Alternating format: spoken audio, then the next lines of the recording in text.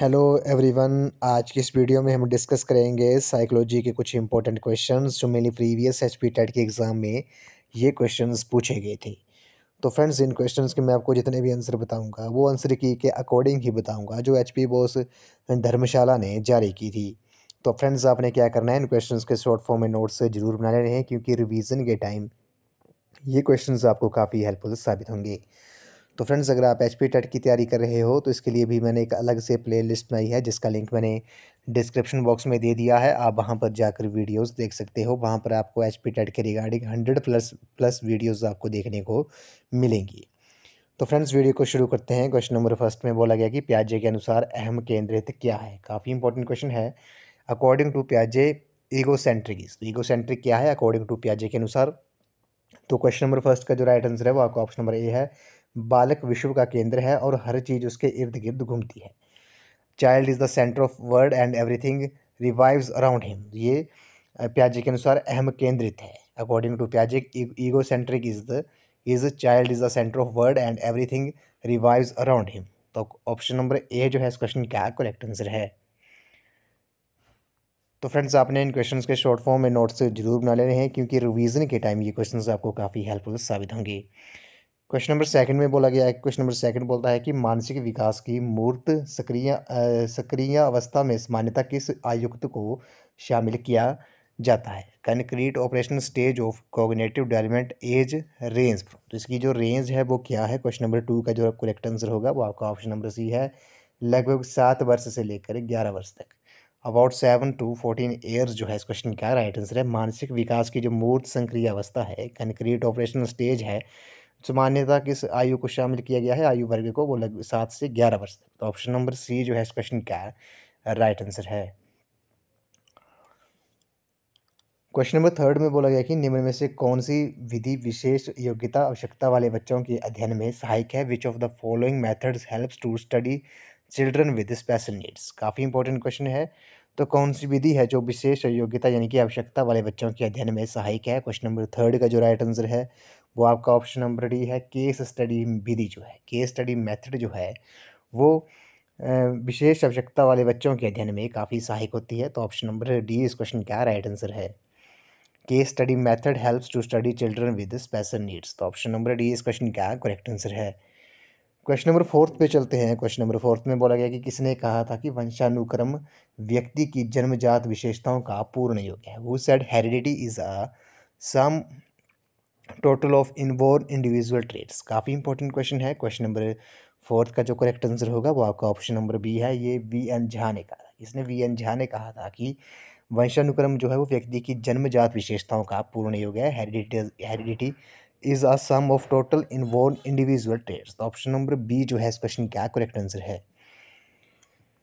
Question number fifth पे चलते हैं। क्वेश्चन नंबर फिफ्थ में बोला गया है कि वे बच्चे जिनकी मानसिक आयु काल्पनिक आयु से कम होती है कहलाते हैं। तो उन्हें क्या कहते हैं। Children whose mental age is lower than their chronological age are called. तो उन्हें क्या कहते हैं। क्वेश्चन नंबर फिफ्थ का जो करेक्ट आंसर है वो आपका ऑप्शन नंबर डी है। उन्हें मंदबुद्धि बालक कहते हैं, रिटार्ड चिल्ड्रन कहते हैं वे बच्चे जिनकी जो मानसिक आयु होती है, मेंटल एज होती है, वो कालानुक्रमिक आयु यानी कि क्रोनोलॉजिकल एज से वो कम होती है, उन्हें मंदबुद्धि बालक कहते हैं। तो ऑप्शन नंबर डी इस क्वेश्चन का करेक्ट आंसर है।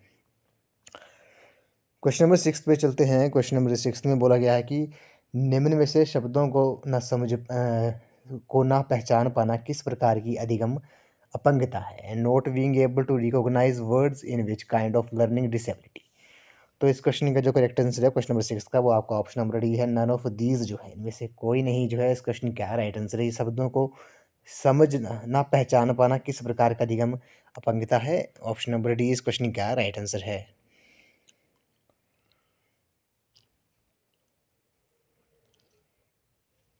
क्वेश्चन नंबर सेवंथ में बोला गया है निम्न में से कौन केंद्रीय प्रवृत्ति का की माप से संबंधित नहीं है। Which one of these is not related with the measure of central tendency.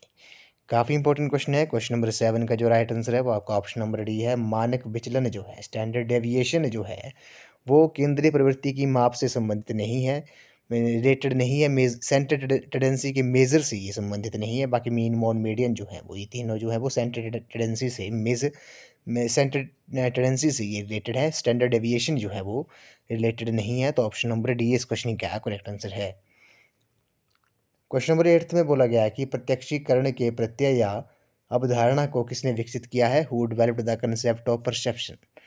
काफ़ी इंपॉर्टेंट क्वेश्चन है। परसेप्शन को, कंसेप्ट ऑफ परसेप्शन जो था वो किसने डेवलप किया था। ये वर्दीमेयर ने किया था। किसने? वर्दीमेयर ने ये किया था। तो ऑप्शन नंबर ए जो है इस क्वेश्चन का करेक्ट आंसर है।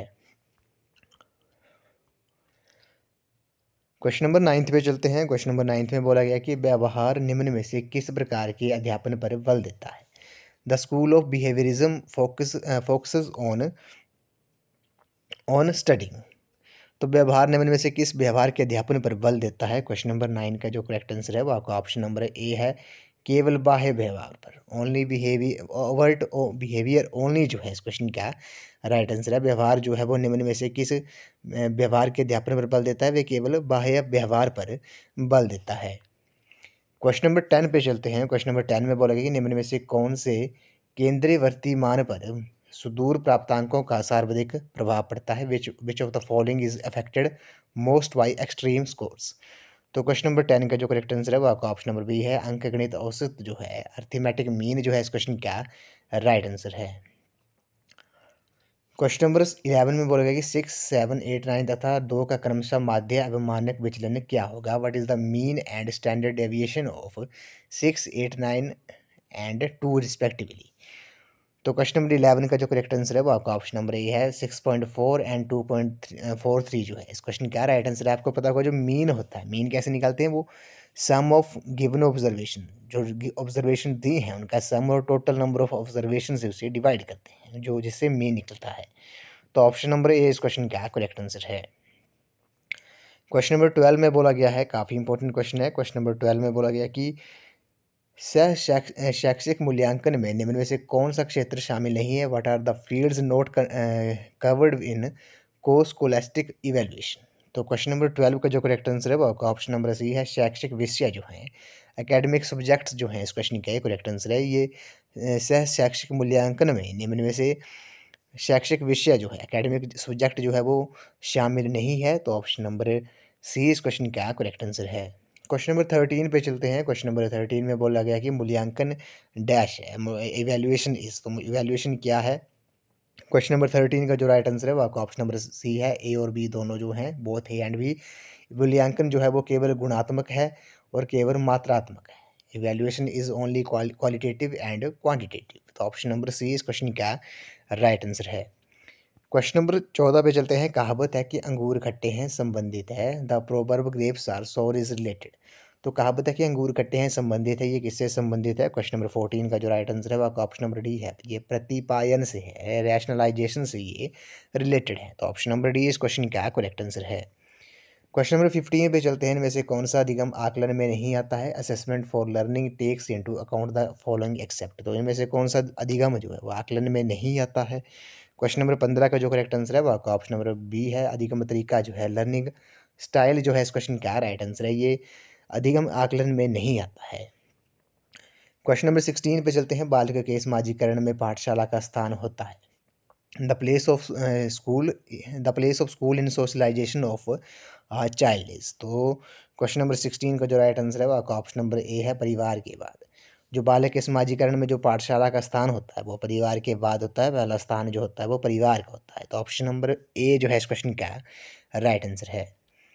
क्वेश्चन नंबर 17 में बोला गया है कि वे बच्चे जो मूत्र विसर्जन के प्रति संवेदनशील होते हैं वे डैश हैं। Children being sensitive to wet are. तो क्वेश्चन नंबर 17 का जो करेक्ट आंसर है वो आपका ऑप्शन नंबर बी है, अवलोकन में आसान, जो इजी टू ऑब्जर्व जो है इस क्वेश्चन का राइट आंसर है। वे बच्चे जो मूत्र विसर्जन के प्रति संवेदनशील होते हैं वे अवलोकन में आसान होते हैं, आसान हैं। क्वेश्चन नंबर 18 पे चलते हैं। बुद्धि और सृजनशीलता डैश है, इंटेलिजेंस एंड क्रिएटिविटी आर। तो ये क्या है। क्वेश्चन नंबर 18 का जो राइट आंसर है वो आपका ऑप्शन नंबर सी है, सकारात्मक रूप से संबंधित है। Intelligence and creativity are positively related, ये आपस में रिलेटेड है, पॉजिटिव रिलेटेड है। क्वेश्चन नंबर 19 पे चलते हैं। सामाजिक परिवेश से क्या तात्पर्य है। What is meant by social socialisation environment. तो क्वेश्चन नंबर 19 का जो करेक्ट आंसर है वो आपका ऑप्शन नंबर डी है, ऑल ऑफ दीज जो हैं। इस क्वेश्चन का राइट आंसर है सामाजिक परिवेश से क्या तात्पर्य है, शिक्षक व समाज से है, संबंधित मित्र पड़ोसी से है, माता पिता व परिवार के सदस्य हैं जो। ये तीनों ऑप्शन सही है, तो ऑप्शन नंबर डी इस क्वेश्चन का राइट आंसर है। सोशलाइजेशन इन्वायरमेंट जो है वो आपका teachers and society, relatives, friends and neighbour, parents and family members. Question number 20 जो है ये कई बार क्वेश्चन ये रिपीट हुआ है, हमने कई बार हमने वीडियोस में डिस्कस भी किया है। तो प्रयत्न और भूल का जो सिद्धांत है वो किसने प्रतिपादित किया था, who propounded the theory of trial and error. तो ट्रायल एंड एरर थ्योरी जो थी वो थॉर्नडाइक ने दी थी। ऑप्शन नंबर ए डी इस क्वेश्चन का राइट आंसर है। तो फ्रेंड्स मैं आपको बार बार बोल रहा हूँ कि आप इन क्वेश्चंस के शॉर्ट फॉर्म में नोट्स जरूर बना लेना, क्योंकि रिवीजन के टाइम ये क्वेश्चंस आपको काफ़ी हेल्पफुल साबित होंगे। क्वेश्चन नंबर 21 में बोला गया कि मनोविश्लेषण की प्रस्तावना डैश ने दी थी, साइको एनालिसिस वाज प्रोपोनेड बाय। तो मनोविश्लेषण का की प्रस्तावना जो थी वो किसने की थी। क्वेश्चन नंबर 21 का जो राइट आंसर है वो आपका ऑप्शन नंबर सी है। ऑप्शन नंबर सी इस क्वेश्चन का राइट आंसर है। एस फ्राइड जो है, सिगमंड फ्राइड जो है, उन्होंने साइको एनालिसिस प्रपोन किया था। मनोविश्लेषण की जो प्रस्तावना थी वो एस फ्राइड ने की थी। क्वेश्चन नंबर 22 पे चलते हैं। जैसे जैसे शिशु विकसित होता है वैसे वैसे उसकी मानसिक क्षमता जो है, as the infant grows his mental ability. तो जैसे जैसे शिशु जो है वो विकसित होता है वैसे वैसे उसकी मानसिक क्षमता जो होती है वो क्या होती है। क्वेश्चन नंबर 22 का जो राइट आंसर है वो आपका ऑप्शन नंबर डी है। उसकी जो मानसिक क्षमता होती है वो इंक्रीज होती है, बढ़ती है।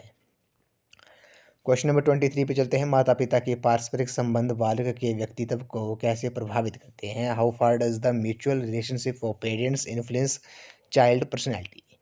तो क्वेश्चन नंबर 23 का जो करेक्ट आंसर है वो आपका ऑप्शन नंबर बी है, अनुक्रमिक रूप से। ग्रेजुअली जो है इस क्वेश्चन का राइट आंसर है। माता पिता के पारस्परिक संबंध बालक के व्यक्तित्व को कैसे प्रभावित करता है, अनुक्रमिक रूप से। क्वेश्चन नंबर 24 पे चलते हैं। एस होलिंगवर्थ निम्न में से किस कार्य से संबंधित है। S Hollingworth is associated with her work on. तो वे किस वर्क से एसोसिएटेड थे। क्वेश्चन नंबर 24 का जो करेक्ट आंसर है वो आपका ऑप्शन नंबर बी है, प्रतिभाशाली बच्चों से। गिफ्टेड चिल्ड्रन जो है इस क्वेश्चन का राइट आंसर है। एस होलिंगवर्थ जो थे वो आपके प्रतिभाशाली बच्चों से संबंधित थे। क्वेश्चन नंबर 25 पे चलते हैं। क्वेश्चन नंबर 25 में बोला गया कि पियाजे द्वारा संवेदी मोटर चरण किस आयु वर्ग को दर्शाता है। काफ़ी इंपॉर्टेंट क्वेश्चन है। According to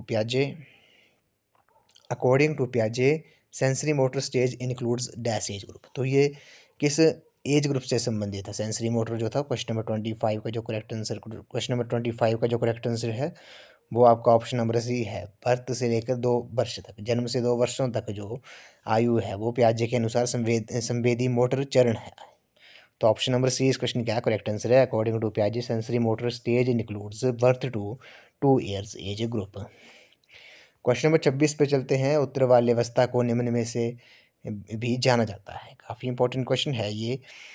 letter childhood is also known as. तो इसे किस और नाम से भी जाना जाता है। क्वेश्चन नंबर 26 का जो करेक्ट आंसर है वो आपका ऑप्शन नंबर ए है, गिरोहावस्था जो है। गैंग एज जो है इस क्वेश्चन का राइट आंसर है। Later childhood is also known as gang age. तो उत्तर बाल्यावस्था को गिरोहावस्था के नाम से भी जाना जाता है। क्वेश्चन नंबर 27 पे चलते हैं। मानसिक स्वास्थ्य शब्द किसने दिया है। The term mental hygiene was given by. तो मानसिक स्वास्थ्य जो शब्द है वो किसने दिया है। क्वेश्चन नंबर 27 का जो राइट आंसर है वो आपका ऑप्शन नंबर बी है, विलियम स्विस्टर जो है इस क्वेश्चन का राइट आंसर है। इन्होंने मेंटल हाइजीन टर्म जो थी वो इन्होंने दी थी। तो ऑप्शन नंबर सी बी इस क्वेश्चन का राइट आंसर है। क्वेश्चन नंबर 28 पे चलते हैं। काफ़ी इंपॉर्टेंट क्वेश्चन है। व्यवहारवाद का जनक किसे कहा जाता है।